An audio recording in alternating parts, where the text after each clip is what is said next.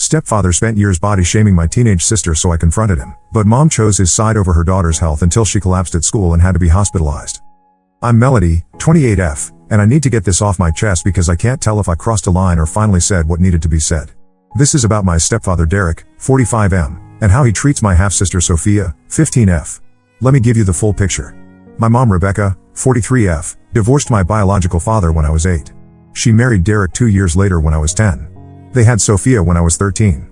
My older brother Marcus, 30M, was already out of the house by then, so it was mostly just me watching this whole situation unfold. Derek came into our lives like he was doing us some huge favor. Mom was working 2 jobs after the divorce and struggling financially. Derek had a decent job in construction and owned his own small company. He moved us into his bigger house and suddenly we had things we couldn't afford before. New clothes, better food, family vacations. Mom was so grateful and kept telling Marcus and me how lucky we were. But Derek made it clear from day one that Marcus and I were not really his kids. He provided for us because he had to, but we knew our place. He never hit us or screamed, but there was always this distance. He would ask about our grades and activities, but it felt like he was checking boxes rather than actually caring. When Sophia was born, everything changed. Derek absolutely worshipped Sophia from the moment she arrived. She was his first and only biological child, and he treated her like she was made of gold. But here's the thing that makes this whole situation so messed up. His worship came with impossible expectations. Sophia was a chubby baby and toddler. Most babies are. But Derek started making comments about her weight before she could even walk properly. He would tell mom not to give her too many snacks. He would make jokes about her being his little butterball. When she was maybe 3 years old, he started calling her Chunky instead of her name when he thought it was funny. I remember one specific incident when Sophia was about 5. We were at a family barbecue with Derek's relatives. Sophia was playing with her cousins and came running over asking for a hot dog. Derek looked at her and said she had already eaten enough and that she needed to learn portion control. His sister actually looked uncomfortable and offered to share her plate with Sophia instead. Derek got mad at his sister for undermining him. This pattern continued as Sophia got older. Derek enrolled her in every sport he could think of. Soccer, tennis, swimming, track. He said it was because he wanted her to be well-rounded, but Marcus and I could see what was really happening. He was trying to control her body and her weight through constant physical activity. The comments got worse as she entered middle school. Derek would look at her plate at dinner and ask if she was sure she needed that much food. He would make remarks about her clothes being too tight when they fit her perfectly fine. He bought her a scale for her 12th birthday and told her it was important to monitor her health. What 12-year-old gets a scale as a birthday present?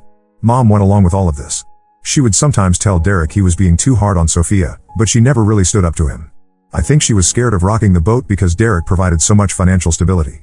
She had been through poverty and didn't want to go back. Marcus moved across the country for work when Sophia was 10, so I became her main protector in the house. Whenever Derek made a comment, I would try to counter it later when we were alone. I would tell Sophia she looked great and that she was perfect the way she was. But Derek's voice was louder and more constant. Sophia started restricting her food intake when she was 13. She would skip breakfast and say she wasn't hungry. She would push food around on her plate at dinner and barely eat anything. Derek praised her for having good self-control. He said he was proud of her for taking care of herself. I tried talking to mom about what was happening, but she said Derek meant well and that he just wanted Sophia to be healthy. She said I was being too sensitive because I remembered what it was like when my own father left and I was protective of Sophia. She made it sound like I was the one with the problem. By the time Sophia turned 14, she was barely eating at all. She would make excuses to skip family meals. She started wearing baggy clothes all the time. Her grades started slipping because she couldn't concentrate. But Derek kept praising her for being disciplined. The breaking point came last month. I was home visiting for mom's birthday weekend. Derek had made a big dinner and we were all sitting around the table. Sophia had put tiny portions of everything on her plate. She was moving the food around but not really eating anything. Derek looked at her plate and said she was setting a good example for everyone else at the table. He said he was proud that she understood the importance of moderation. Then he looked at me and made a comment about how I could learn something from my little sister about portion control. I'm 5 feet 6 inches and weigh about 140 pounds, which is completely normal and healthy. But Derek has always made subtle digs about my weight because I'm not stick thin like Sophia has become. This comment pushed me over the edge. I looked at Sophia and she had this blank expression on her face. She wasn't happy about Derek's praise. She looked exhausted and hollow. That's when I realized she wasn't just restricting her food anymore. She had developed a serious problem and Derek was encouraging it. After dinner, I went to Sophia's room to check on her. She was doing homework but I could tell she was struggling to focus. I asked if she had eaten enough at dinner and she said she was fine. But when I kept asking, she finally broke down. She told me she was afraid to eat because Derek would notice if she gained any weight. She said she felt sick most of the time but didn't want to disappoint him. She said she knew he loved her more when she was thinner and she didn't want to lose that love. I couldn't sleep that night thinking about what she had said. The next morning, Derek made some comment about how Sophia was becoming such a beautiful young woman and how proud he was of her dedication to staying healthy. Something inside me snapped. I told him we needed to talk privately. We went out to the back porch and I laid it all out. I told him that Sophia wasn't healthy. I told him she was scared to eat because of his comments over the years. I told him that his constant focus on her weight and food had created a serious problem. Derek got defensive immediately. He said he was just trying to teach her good habits. He said childhood obesity was an epidemic and he was being a responsible father by making sure she didn't fall into that trap. He said I was overreacting because I didn't understand what it was like to be a parent. That's when I lost it. I told him that he had spent 15 years destroying his daughter's relationship with food and her own body. I said he was the direct cause of her problems and that his so-called parenting had pushed her into dangerous territory. I told him he wasn't protecting her from obesity, he was creating something much worse. Derek's face went red and he started yelling at me. He said I had no right to criticize his parenting when I wasn't even his real daughter. He said Sophia was his child and he would raise her however he saw fit. He told me to mind my own business or find somewhere else to stay when I visited. Mom came outside when she heard the yelling. Derek told her what I had said and demanded that she tell me I was out of line. Mom looked uncomfortable but she sided with Derek. She said I was being dramatic and that Derek loved Sophia and would never hurt her. I packed my stuff and left that day. I haven't been back to the house since then. Sophia has been texting me asking why I left so suddenly and if everything is okay. I don't know what to tell her without making things worse for her at home. Marcus called me yesterday because Mom had reached out to him. She told him I had caused a big fight and hurt Derek's feelings. She wanted Marcus to talk to me about apologizing. When I explained to Marcus what had really happened, he was quiet for a long time. He said he remembered Derek making comments about Sophia when she was little but he didn't realize it had continued and gotten worse. Now I'm second-guessing myself. Maybe I should have approached this differently. Maybe I should have talked to Mom first or tried to get Sophia help without confronting Derek directly. Derek has been a stable provider for our family for almost 20 years. He put me through college and has never been abusive in traditional ways. But I keep thinking about Sophia's face when she told me she was afraid to eat. I keep thinking about how proud Derek looked when he praised her for barely touching her food. I can't shake the feeling that I needed to say something, even if it caused a family explosion. So am I wrong here? Did I cross a line by telling Derek he was damaging his own daughter? Should I apologize and try to work things out, or was this confrontation necessary even if it made everything more complicated? Update 1: I never expected this post to get so much attention. Thank you to everyone who responded. Your comments helped me realize I wasn't crazy for being concerned about Sophia. I wanted to update you on what's happened since then. About a week after I posted, Sophia started calling me instead of just texting. She said things at home felt weird and she wanted to know what had happened between Derek and me.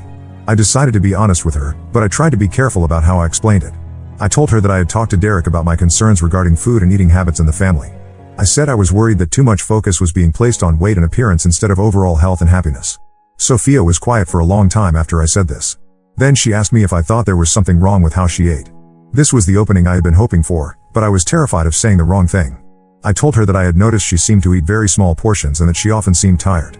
I asked her how she was feeling physically and if she had any concerns about her own health. What she told me next broke my heart. Sophia said she thought about food constantly. She said she planned out everything she would eat days in advance and felt guilty if she went over her self-imposed limits. She said she was cold all the time and had trouble sleeping. She said her periods had stopped completely about 6 months ago, but she was afraid to tell Mom because she thought Derek would be proud that she had lost enough weight for that to happen. I knew immediately that this was serious. I had suspected she was restricting her food, but hearing her describe these symptoms made it clear that this had gone way beyond normal dieting. The fact that her menstrual cycle had stopped was especially alarming. I asked Sophia if she would be willing to see a doctor just to make sure everything was okay health-wise. She said she would, but she was scared Derek would find out and think she was being dramatic. I told her we could figure out a way to handle that. Here's where things get complicated. I called Mom the next day to ask about Sophia's health and to suggest that maybe she should see a doctor for a general checkup. Mom immediately got defensive and asked if Sophia had been complaining to me about something. I tried to be diplomatic. I said that Sophia had mentioned feeling tired and cold lately, and that maybe it would be good to rule out any underlying health issues. Mom said Sophia had always been dramatic and that she was probably just trying to get attention because of the family tension I had caused. This response shocked me. Mom wasn't taking any of this seriously. She was more concerned about defending Derek and maintaining peace in the house than she was about Sophia's actual well-being. I realized that I wasn't going to get anywhere by trying to work through Mom and Derek. I decided to take a different approach. I researched eating disorder resources in their area and found a clinic that specialized in adolescent cases. I called and explained the situation. The intake coordinator was incredibly helpful and explained that they could see Sophia for an initial assessment even if her parents weren't fully on board yet. The coordinator also gave me some guidance on how to talk to Sophia about getting help. She said the most important thing was to avoid making it about weight or appearance and to focus on health and how Sophia was feeling physically and emotionally. I had another long phone call with Sophia and asked if she would be interested in talking to someone who specialized in helping teenagers with food and eating concerns. I explained that it wouldn't necessarily mean anything was wrong with her, but that it might be helpful to have someone neutral to talk to about everything she was going through. Sophia was hesitant at first. She said she didn't want Derek to think she was broken or needed fixing. But when I assured her that this would be confidential and that she could decide how much to share with her parents, she agreed to think about it. Meanwhile, Marcus had been doing his own research after our conversation. He called me and said he wanted to come visit the family to see the situation for himself. Marcus hadn't been home in over a year, so this was a big deal. Marcus flew in last weekend without giving Mom and Derek much advance notice. He told them he had some work in the area and decided to extend his trip to visit family. I don't think they suspected anything. Marcus called me after his first day there and he was really concerned. He said Sophia looked dramatically different from the last time he had seen her. He said she was much thinner and seemed to have no energy. He said Derek made several comments about food and eating during just the one day he was there. But here's the most disturbing part. Marcus said he offered to take Sophia out for ice cream after dinner, just as a fun uncle-niece activity. Derek immediately jumped in and said that Sophia doesn't eat dessert anymore because she's learned to make healthy choices. Sophia didn't even get a chance to respond for herself. Marcus said he pushed back a little and said that one ice cream wouldn't hurt anyone. Derek got irritated and said that Marcus didn't understand because he didn't have kids of his own. He said it was easy to undermine a parent's rules when you didn't have to deal with the consequences. The conversation apparently got tense, with Derek making it clear that his rules about Sophia's eating were not up for discussion. Mom tried to smooth things over by saying that Derek just wanted what was best for Sophia and that they had found an approach that worked for their family. Marcus texted me later that night saying he finally understood what I had been trying to tell him. He said the level of control Derek was exercising over Sophia's food intake was not normal parenting. He said it was disturbing to watch. But Marcus also noticed something else that I hadn't been aware of. He said Sophia seemed scared to eat in front of Derek. She would look at him before taking any bite of food, like she was checking for his approval. Marcus said it reminded him of how abused animals behave around their owners. This observation really got to me. I had been focused on Derek's comments and the restriction of food, but I hadn't fully considered the psychological impact of having your eating monitored and controlled to that degree. Marcus and I talked about what to do next. We both agreed that Sophia needed professional help, but we weren't sure how to make that happen given Mom and Derek's resistance. Marcus suggested that we try to get Sophia away from the house for a longer period so she could get some space and perspective. I proposed that Sophia come visit me for part of her winter break. I live about 4 hours away, so it wouldn't be completely unreasonable for her to spend a week or two with me. Marcus said he would support this idea when he talked to Mom and Derek. When Marcus brought up the idea of Sophia visiting me, Derek immediately shut it down. He said I had already caused enough disruption to their family and that he didn't want Sophia exposed to my negative influence. He said I had poisoned Marcus against him and he wasn't going to let me do the same thing to Sophia. Mom went along with Derek's decision. She told Marcus that it would be better for everyone if there was some distance between me and Sophia until the family tension died down. She said she hoped I would come to my senses and apologize so that we could all move forward. Marcus tried to argue that keeping family members apart wasn't a good solution, but Derek was adamant. He said his house, his rules, and his daughter. He made it clear that this wasn't up for debate. So now I'm in a position where I can't see Sophia in person and I'm worried about her getting worse. She's been texting me more frequently, asking when she can see me again. I don't know what to tell her without creating more problems for her at home. The eating disorder clinic I contacted said they could potentially do a phone consultation with Sophia if she was interested, but that in-person treatment would eventually be necessary. They also said that family involvement was usually crucial for recovery, which is obviously going to be a problem in this case. I'm trying to figure out my next move. I know I can't force Derek to get Sophia help, but I also can't just sit back and watch this continue. Marcus is staying for a few more days and he's going to try to talk to Mom privately to see if he can get through to her. This whole situation has made me realize how complicated family dynamics can be when there's this kind of dysfunction. Derek isn't a monster in obvious ways. He provides for the family and has never been physically abusive. But the psychological control he's exercising over Sophia is devastating her health. I'll update again if there are any significant developments. For now, I'm just trying to be a consistent source of support for Sophia while figuring out how to get her the help she needs. Update 2: This update is harder to write than I expected. Things have gotten much more complicated and I'm not sure I handled everything the right way. After Marcus left from his visit, he and I kept talking regularly about what to do next. We decided that we needed to involve Sophia's school somehow, since they might be able to help her access resources that Derek couldn't block. I asked Sophia about her school counselor during one of our phone calls. She said there was a counselor she liked, but she had never talked to her about anything personal. I suggested that maybe it would be good to have another adult to talk to about everything she was dealing with, not just the food stuff but also the family tension. Sophia seemed open to this idea. She said she had been thinking about talking to someone at school anyway because her grades were dropping and she was having trouble concentrating in class. Her teachers had started asking if everything was okay at home. About 2 weeks ago, Sophia finally went to see her school counselor. I don't know exactly what they talked about, but Sophia called me afterward and said it had been helpful. She said the counselor was going to help her figure out some strategies for managing stress and staying focused on schoolwork. What I didn't expect was what happened next. 3 days after Sophia's meeting with the counselor, Derek called me. He was furious. He said the school had contacted them asking questions about Sophia's health and eating habits. He said they wanted to set up a meeting with him and Mom to discuss their concerns. Derek accused me of manipulating Sophia into talking to her counselor. He said I had convinced her that there was a problem when there wasn't one, and now I had gotten the school involved in their private family business. He said I was trying to destroy their family. I tried to tell Derek that I hadn't told Sophia what to say to anyone. I said that if the school was concerned, maybe that was something they should take seriously. Derek hung up on me. Mom called me a few hours later. She was crying and said that Derek was talking about cutting off all contact between Sophia and me. She said the school meeting had been humiliating and that they had asked intrusive questions about what Sophia ate at home and whether they monitored her weight. According to Mom, the school counselor had told them that Sophia showed signs of disordered eating and that they recommended a medical evaluation.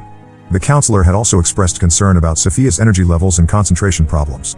Mom said she and Derek had explained to the school that they were health-conscious parents who taught their daughter good eating habits. She said they felt like they were being accused of abuse when they were just trying to keep Sophia healthy. The school apparently didn't back down. They said they had a responsibility to follow up on their concerns and that they would be monitoring Sophia's well-being going forward. They gave Mom and Derek information about eating disorder resources and strongly encouraged them to have Sophia evaluated by a medical professional. Derek was livid about the school's response. He told Mom that this was all my fault and that I had turned Sophia against them. He said he wasn't going to let me continue to interfere with his parenting. Here's where things took a turn I wasn't expecting. Mom called me back the next day and said she had been thinking about everything the school counselor had said. She asked me if I really thought Sophia had an eating disorder. I was careful about how I answered. I told Mom that I wasn't qualified to diagnose anything, but that I was concerned about some things I had observed. I mentioned Sophia's low energy, her small food portions, and some of the things she had told me about how she thought about food. Mom was quiet for a long time. Then she said she had been noticing some of these things too, but she had assumed they were normal teenage behavior. She said Derek had always been so proud of Sophia for being disciplined about food that she had never questioned whether it might be going too far. This was the first time Mom had ever acknowledged that Derek's approach might be problematic. I tried to encourage her to trust her instincts and consider getting Sophia evaluated, just to make sure everything was okay.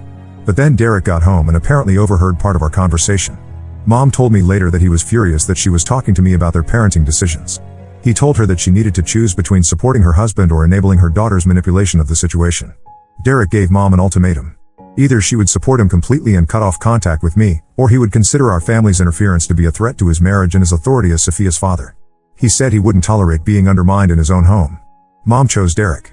She called me the next day and said that she couldn't talk to me anymore about Sophia or their family situation. She said she hoped I would understand that she had to protect her marriage and that Derek felt like I was trying to destroy their family. I asked Mom what would happen to Sophia if she really did need help. Mom said that Derek was a good father and that he would never let anything bad happen to Sophia.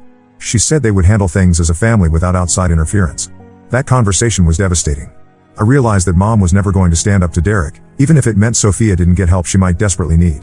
Mom was too afraid of losing her financial security and her marriage to challenge Derek's authority. Since then, my contact with Sophia has been limited. She can still text me occasionally, but Derek monitors her phone and she has to be careful about what she says. She told me that things at home have been tense since the school meeting and that Derek is even more controlling about her food now because he feels like people are watching him. Sophia said Derek made her promise that she wouldn't talk to the school counselor about family matters anymore. He told her that outsiders don't understand their family dynamics and that she should only discuss academic issues with school staff. The most heartbreaking part of all this is that Sophia seems to be getting worse. In her limited texts, she's mentioned being dizzy more often and having trouble staying awake in class.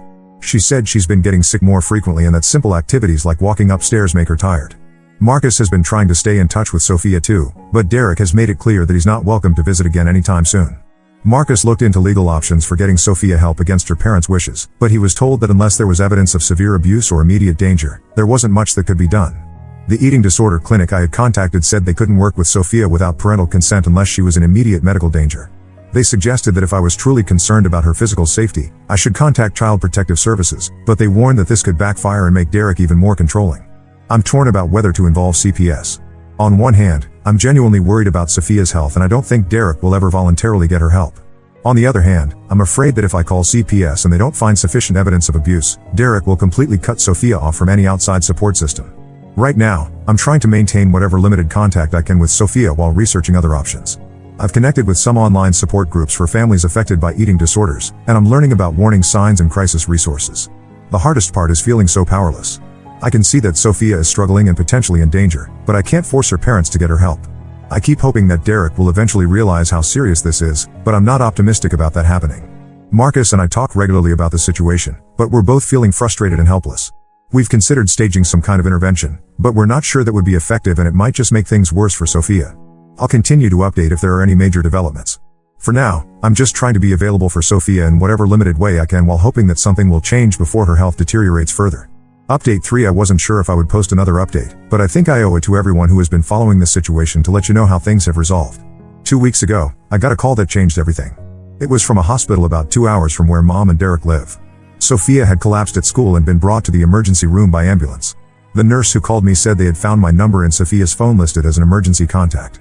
She told me that Sophia was stable but that she was being admitted for evaluation and treatment. She said I should come to the hospital as soon as possible. I dropped everything and drove straight there.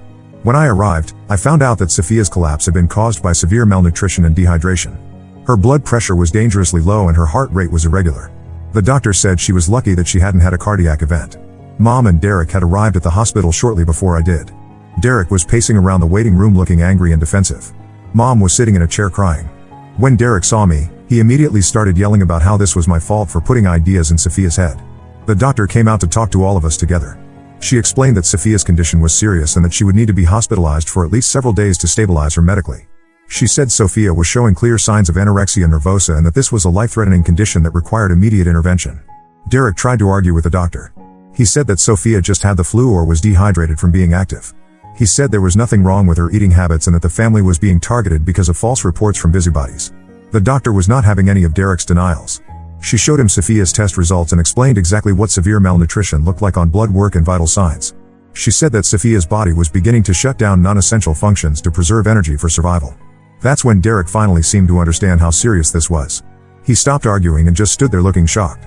Mom asked the doctor if Sophia was going to be okay, and the doctor said that with proper treatment, most people with eating disorders could recover, but that it would be a long process.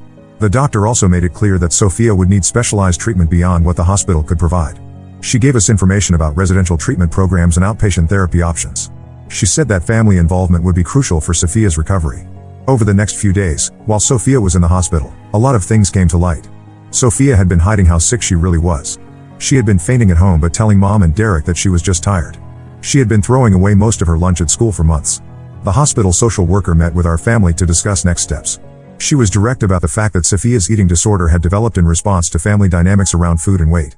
She said that successful treatment would require everyone to examine their attitudes and behaviors. Derek was resistant at first. He kept insisting that he had only been trying to keep Sophia healthy and that he couldn't understand how that had led to this situation. The social worker explained that well-meaning parents could sometimes inadvertently contribute to eating disorders by focusing too much on weight and food restriction. It took several conversations, but Derek eventually began to accept that his approach had been harmful. I think seeing Sophia in a hospital bed with N4 and heart monitors finally made him realize that his version of keeping her healthy had nearly killed her. Mom was more receptive to understanding her role in the situation. She admitted that she had known something was wrong but had been afraid to challenge Derek's authority. She said she regretted not trusting her instincts and speaking up sooner. The social worker helped us develop a plan for Sophia's treatment. She would be discharged from the hospital to a residential treatment facility about an hour away. The program would last for at least 6 weeks, with the possibility of extending if needed. Derek initially balked at the cost and the idea of Sophia being away from home for so long. But the social worker explained that this level of care was necessary given how medically compromised Sophia had become. She also pointed out that insurance would cover most of the treatment costs. While Sophia was in residential treatment, the rest of us participated in family therapy sessions. These sessions were difficult but necessary. Derek had to confront how his comments and control over Sophia's eating had contributed to her disorder. Mom had to acknowledge her role in not protecting Sophia from harmful dynamics. I participated in some of these sessions too, which was awkward given the family conflict that had preceded this crisis. But the therapist helped us focus on what was best for Sophia's recovery rather than relitigating past arguments. Derek has had to make significant changes to how he talks about food and bodies. The treatment team gave him specific guidelines about what kinds of comments were helpful versus harmful. He's learning to focus on Sophia's overall well-being rather than her weight or appearance. Mom has also had to step up and advocate for Sophia in ways she hadn't before. She's learning to recognize warning signs and to speak up when she's concerned about something, even if it means disagreeing with Derek. Sophia completed her residential treatment program and has been home for about 3 weeks now. She's continuing with outpatient therapy and seeing a nutritionist regularly. She's gained some weight and her vital signs have stabilized, but recovery is going to be a long process. The family dynamics are still evolving. Derek is trying hard to change his behavior, but it's clear that this is difficult for him. He's had to give up a lot of control and admit that his parenting approach was harmful.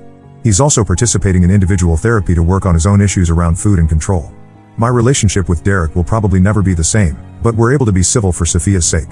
He hasn't apologized to me directly, but he's acknowledged to the family therapist that I was right to be concerned about Sophia's health. Mom and I are rebuilding our relationship slowly. She's expressed regret about choosing Derek's feelings over Sophia's well-being, and she's committed to doing better going forward. She's also in individual therapy to work on her tendency to avoid conflict even when something important is at stake. Sophia is doing better physically, but the psychological recovery is going to take time. She's learning to have a healthier relationship with food and to recognize the thoughts and behaviors that contributed to her eating disorder. She's also working on asserting herself more and speaking up when she's uncomfortable with something. Our family is far from perfect, and there's still a lot of work to do. But Sophia is alive and getting the help she needs, which is what matters most. The crisis forced everyone to confront the dysfunction that had been building for years. I'm sharing this final update because I want people to understand that eating disorders are serious medical conditions that can be life-threatening. If you're concerned about someone's relationship with food, trust your instincts and don't be afraid to speak up. Early intervention can prevent a situation from becoming as severe as what happened with Sophia. I also want people to know that recovery is possible with proper treatment and family support. It's been a difficult journey, but seeing Sophia getting stronger and healthier has made all the conflict and stress worth it. Thank you to everyone who offered support and advice throughout this process. Your comments helped me realize that I wasn't overreacting and that Sophia's situation was as serious as I feared. Sometimes it takes outside perspective to see clearly what's happening in your own family. Now let's move to the next story. Story 2. My husband always protected his younger brother until we found out he abandoned his pregnant girlfriend just like their father did to them. I, 30F, have been married to Sam, 36M, for 6 years. We're immigrants in NYC and have worked hard to build a stable life here. We both have good jobs now and own a small but comfortable apartment. The issue is with Sam's younger brother Mike, 32M, who came to the US 2 years ago despite my strong objections. Some background on Mike. Back in our home country, he lived with their mother and was completely dependent on her. My mill constantly complained about his behavior. He never held a job for more than a few months, spent all his money partying, borrowed from everyone he knew, and left his elderly mother to settle his debts. He had a gambling problem too, though he claimed he quit years ago. Mill had to remortgage her house twice to pay off his debts. When Mike first talked about coming to the US, I was strongly against it. I knew he would become our responsibility. Our culture emphasizes helping family, and being the older brother, Sam would feel obligated to support Mike. I had long discussions with Sam about this. I pointed out how Mike had never shown any sign of wanting to improve his life. He just expected others to bail him out of his problems. Sam agreed with my concerns but still wanted to help Mike. His main reason was removing Mike's burden from their aging mother. Mill is 65 and has health issues. Sam felt guilty living comfortably in the US while she struggled with Mike's problems. He thought maybe a fresh start in America would motivate Mike to change. I knew better but supported my husband's decision. When Mike arrived, we helped set him up. I put my foot down about him living with us. Our apartment is too small and I value my privacy. Sam found him a room for $600 per month in Queens. We paid 3 months rent up front, bought him basic furniture, clothes, hygiene products, a new phone, and everything else he needed to start his life here. Sam asked his friend John to give Mike a job at his construction company. The pay was decent and John even offered to train him. For the first few months, things seemed okay. Mike came over for dinner often, and we included him in all family events and holidays. He asked to borrow money sometimes, $100 here, $200 there, which we provided. After 6 months though, we had some unexpected expenses and told Mike we couldn't lend him money anymore. He acted understanding but started asking Sam secretly, putting my husband in an awkward position. Over the past 2 years, Mike changed jobs 5 times. He got fired from the construction job for constantly showing up late. Then he worked at various restaurants and stores, never lasting more than a few months. He lived paycheck to paycheck despite having no real expenses besides rent and food. Somehow he always had money for partying but claimed poverty when rent was due. I grew to strongly dislike him. His entitled attitude and lack of gratitude annoyed me endlessly. He would come over unannounced, raid our fridge, and leave mess everywhere. He made inappropriate comments about my appearance and our lifestyle. Every time he visited or stayed overnight, I found myself hiding in my bedroom to avoid him. This fall, Mike lost his latest job at a warehouse. Instead of looking for new work, he spent 3 weeks doing nothing but playing video games and partying. Then he gave up his room and went traveling with his friend while collecting unemployment benefits. He didn't even tell us. We found out when his landlord called asking about him. 2 days ago, Mike called Sam saying he's returning to NYC and wants to stay with us until he finds a job and new place. Without consulting me, Sam said okay and told me later that Mike might stay for a month or 2. I completely lost it. I yelled at Sam for enabling his brother's irresponsible behavior. Then I called Mike directly and told him he could stay maximum 2 weeks. I was harsh and told him exactly what I thought of him, that he was a lazy mooch who needed to grow up and stop depending on others. Now Sam is upset with me. He says I'm forcing him to choose between his wife and brother. I understand Sam's position. He's genuinely kind and generous. It hurts him to see his brother struggle. If we don't take Mike in, he might end up homeless. How would Sam explain that to their mother? but I refuse to have my home invaded by someone who makes me uncomfortable and has shown zero intention of improving his life. Based on my experience with Mike, there's very little chance he'll find accommodation in 2 weeks without job, money or credit history. But that's not my problem. Sam has already sacrificed enough for his brother. We sent money to their mother monthly, helped Mike get established here, and covered his shortfalls multiple times. There has to be a limit. The extended family is now involved, calling me heartless for not helping family in need. My own parents think I should be more understanding since Mike is family. But I believe enabling his behavior only makes things worse. Ida for putting my foot down and refusing to let Mike stay with us longer than 2 weeks. Update 1. It's been 2 weeks since my last post. Thanks to everyone who commented. Your support helped me stay firm in my decision. A lot has happened, so let me update you all. After I gave Mike the 2-week ultimatum, he seemed to take it seriously at first. He started job hunting and had several interviews lined up. Sam was happy seeing his brother make an effort. Mike even helped around the house and kept his space clean. I started wondering if maybe I had been too harsh in my judgment. But things took an unexpected turn last week. I came home early from work one day because I wasn't feeling well. Mike was supposed to be at a job interview. Instead, I found him in our apartment with some woman I'd never seen before. They were drinking and looked very cozy on our couch. When I walked in, the woman quickly gathered her things and left. I confronted Mike about skipping his interview. He got defensive and said it was none of my business how he spent his time. When I reminded him he had only 1 week left to find a place, he smirked and said Sam would never kick his own brother out. That's when I noticed something odd about his behavior. He seemed unusually confident for someone about to be homeless. I decided to check our security camera footage from the past week. What I saw made my blood boil. Mike had been bringing different women to our apartment almost every day while we were at work. He was using our place like his personal dating spot. Even worse, I caught him going through our bedroom multiple times. I called Sam at work and asked him to come home. When we checked our bedroom thoroughly, we discovered several items missing, some of my jewelry, Sam's expensive watch, and about $500 in emergency cash we kept in a drawer. I wanted to call the police, but Sam begged me not to. He said it would destroy their mother if Mike got arrested. Sam finally confronted his brother. Mike broke down and admitted he'd been gambling again. He lost all his savings and borrowed money from some dangerous people. That's why he really left town. He was running from his debts. He sold our stuff to pay them off but claimed he would replace everything once he got back on his feet. I'd had enough. I told Mike to leave immediately. Sam tried to argue that we couldn't throw him out in the middle of the week, but I stood my ground. I said either Mike leaves now, or I would report the theft to the police. Mike started crying and guilt-tripping Sam about family loyalty. He even called their mother right there, telling her we were making him homeless. Poor Mill called us crying, begging us to let Mike stay. She offered to send money for his rent. Sam almost caved, but for the first time, I saw real doubt in his eyes. The theft of his watch, a gift from their late father, really hurt him. He told his mother he needed time to think. Mike left to stay with a friend, but this isn't over. He's been texting Sam constantly, alternating between angry accusations and tearful apologies. He's told the entire family that we're cruel and heartless. Most of them are pressuring us to take him back. Sam is really struggling with this situation. Last night, he confessed that he's always felt responsible for Mike since their father passed. Their mom worked multiple jobs to support them, so Sam basically raised Mike. He feels like he failed as a brother. I tried to tell him that Mike's choices are his own, but years of guilt don't disappear overnight. I refuse to back down though. It's one thing to be irresponsible with your own life, but stealing from family who helped you? That crosses a line. Sam changed our locks, but he's still unsure about cutting Mike off completely. He wants to give him one last chance if he agrees to get help for his gambling addiction. I know my husband has a good heart, but sometimes his kindness gets taken advantage of. I hate seeing him torn between his brother and doing what's right. But Mike needs to face consequences for once in his life. I just hope Sam stays strong and doesn't let guilt cloud his judgment. For now, we're at a stalemate. Mike is still with his friend but claims he'll be kicked out soon. The family keeps calling us. Sam is stressed and barely sleeping. I'm standing firm on my decision but worried about the long-term impact on my marriage. I'll update again if anything major happens. Update 2, Mike finally left our apartment 3 weeks ago, but not before causing complete chaos in our lives. After my last update, things took an even darker turn when we discovered the real reason Mike was so desperate to stay with us. One morning, a woman named Anna showed up at our door looking for Mike. She was 7 months pregnant and clearly distressed.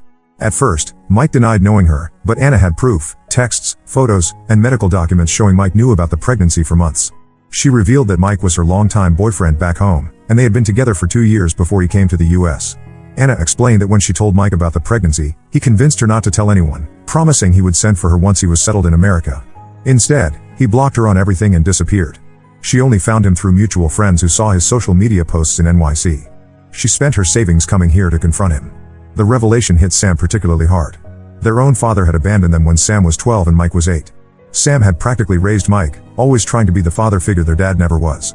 Learning that Mike planned to abandon his own child just like their father did broke something in Sam. He couldn't even look at his brother. When Sam confronted Mike about the pregnancy, Mike's reaction was horrific. He accused Anna of trying to trap him, claimed the baby probably wasn't his, and said he never wanted kids anyway. He showed zero remorse or sense of responsibility. He even suggested that Anna should take care of the problem and stop bothering him. That was the final straw for Sam. Sam completely lost control for the first time in his life. He yelled at Mike about their own father, about all the sacrifices their mother made, about how he had wasted every opportunity given to him. Then he physically threw Mike's belongings into the hallway and told him to never contact us again. I had never seen my husband so angry and hurt. Of course, Mill got involved immediately. She called us crying, saying we had to help Mike figure things out. She offered to come to America herself to help with the baby. But Sam stood firm this time. He told his mother that Mike needed to face consequences for once in his life, just like their father never did. Mike has been alternating between harassing us and playing victim. He's been calling and texting nonstop, switching between angry accusations and tearful apologies. Sometimes he threatens to tell the whole family what horrible people we are, other times he begs for another chance. He's staying at a homeless shelter now, trying to guilt us about it. Anna reached out to thank us for finally making Mike face reality. She said she's not asking for money or marriage, she just wanted her child to know their father. She even offered to let Mike be involved on his own terms. But Mike still refuses to acknowledge any responsibility. Sam is struggling badly with everything. He keeps saying he failed Mike, that maybe if he had been stricter years ago, this wouldn't have happened. The parallel with their father's abandonment haunts him. He's barely sleeping and has started drinking more than usual. The extended family is divided. Some understand our position, especially after learning about Anna. Others still think family should stick together no matter what. They keep pressuring us to take Mike back, saying he needs support now more than ever. But I know enabling him further would only make things worse. I feel vindicated about my initial instincts about Mike, but watching my husband suffer kills me. Sam put his whole life into trying to make his brother a better man than their father was. Now he feels like he failed at the one thing he dedicated his life to.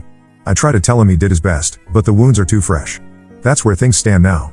Mike is still in the city, Anna is staying with friends until the baby comes, and Sam is trying to process this betrayal. I'll update if anything significant changes. Update 3, it's been 4 months since everything happened with Mike. A lot has changed, so here's the final update on our situation. The baby was born last month, a healthy boy. Mike didn't show up at the hospital or respond to any messages about his son. Anna named the baby Daniel after her father. She's moved into a small apartment and started working part-time while her friend helps with childcare. She's filed for child support, though I doubt she'll get much from Mike given his situation. Sam went to see his nephew at the hospital. It was incredibly emotional for him, holding this innocent baby who would grow up without a father just like he did. He broke down completely in the car afterward. That visit changed something in him though. He stopped feeling guilty about Mike and instead focused his energy on being there for Daniel. We've been helping Anna with baby supplies and Sam visits Daniel regularly. He's determined that his nephew won't grow up feeling abandoned by his entire paternal family like he and Mike did. Even Mill has come around. She flew in to meet her grandson and was ashamed of Mike's behavior. She stopped defending him and now sends monthly packages for the baby. Mike finally got a job as a bartender and moved in with some roommates. He still hasn't met Daniel or shown any interest in his son. When Sam tried talking to him about it last week, Mike's response was chilling. He said he never wanted to be a father and we should all stop trying to force him into it. He claimed he was nothing like their father because at least he was honest about not wanting his kid. That conversation was the last straw for Sam. He told Mike that their father was actually better than him, at least he stuck around for 8 years before leaving. Mike had abandoned his child before he was even born. Sam said he was done trying to help someone who refused to be a better man. He blocked Mike's number and told him not to contact us again. The rest of the family has largely turned their backs on Mike too, especially after seeing how devoted Sam is to baby Daniel. It's hard to defend someone who shows zero interest in his own child while his brother steps up to fill that role. Sam still has rough days where he questions everything, but he's mostly at peace with his decision. He's focused on breaking the cycle of abandonment in their family, even if it's through being an uncle rather than helping his brother. Anna has been amazing through all this. She never badmouths Mike to the baby and says Daniel can form his own opinion when he's older. She's grateful for our support and includes us in all his milestones. Looking back, my instincts about Mike were right from the beginning. Sometimes the hardest part of helping someone is knowing when to stop. While this situation caused a lot of pain, it ultimately brought clarity and helped us set healthy boundaries. Sam is a better man than both his father and brother, he just needed to realize it himself. We're focusing now on being there for Daniel and creating a better family environment than the one Mike is choosing to walk away from. That's all from me, thanks everyone for the support through this whole journey.